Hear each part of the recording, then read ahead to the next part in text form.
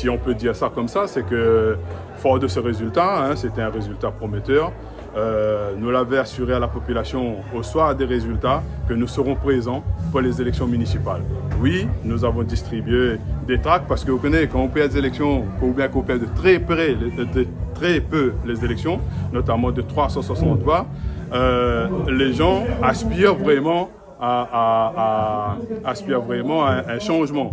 En faisant 3500 voix sur Sainte-Suzanne, là, il y avait un souffle, un vent de changement qui était en train de souffler. Et ce vent-là pas souffle suffisamment fort. Et ce vent va souffler très très fort en mars 2026 à Sainte-Suzanne. Qu'est-ce qui différencie votre candidature par rapport à d'autres? Notre candidature, je parlais tout à l'heure, c'était une candidature crédible.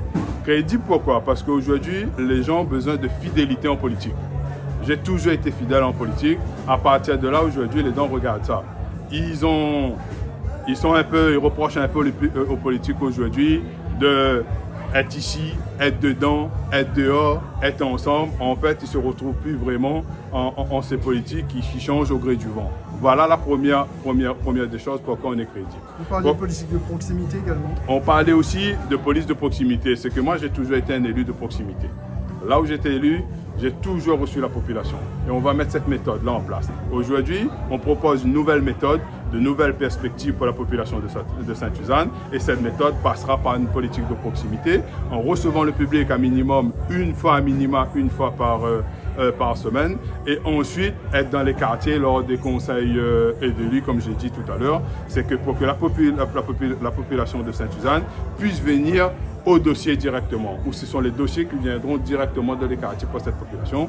Quand on habite Bras-Pistolet, quand on habite dans les Hauts, on ne peut pas forcément y assister à un conseil municipal en ville de Sainte-Suzanne. Vous disiez comme un candidat centre-droit? C'est ma sensibilité politique. Mais en 2021, lorsque j'ai fait équipe avec Josette Ogir, Josette était une ancienne élue de M. Maurice Gironcel, avec sa sensibilité plutôt de gauche. Aujourd'hui, moi j'ai ma sensibilité de centre-droit, mais on souhaite une liste d'ouverture, c'est-à-dire que les gens qui ne se reconnaissent plus dans ce qui se passe à Sainte-Suzanne aujourd'hui, oui, nous sommes une liste plutôt d'ouverture. Comme une liste sans étiquette, une candidature sans étiquette.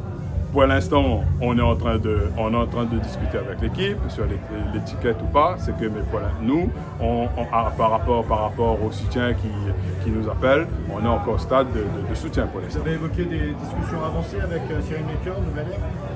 On a échangé notamment sur sa vision concernant les projets pour Sainte-Suzanne.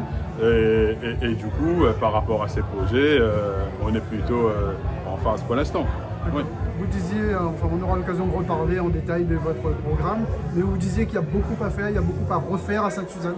Oui, notamment je parlais tout à l'heure d'infrastructure.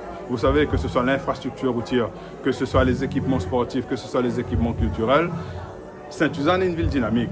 On a les associations, on a des bénévoles qui font vraiment un travail remarquable. Et dans les résultats, vous voyez que ce soit sportif, culturel, etc., ça se voit dans les résultats. Maintenant, il faut leur donner les moyens, et des moyens de qualité. Donc c'est à ce niveau-là. Vous connaissez, M. Montrouge, pour construire une famille, il faut une maison. Et si vous la prenez une maison, on ne peut pas créer une vie de famille. Voilà un petit peu comment il résume ça. Allons créer une maison avant, et ensuite allons créer une famille après. Voilà.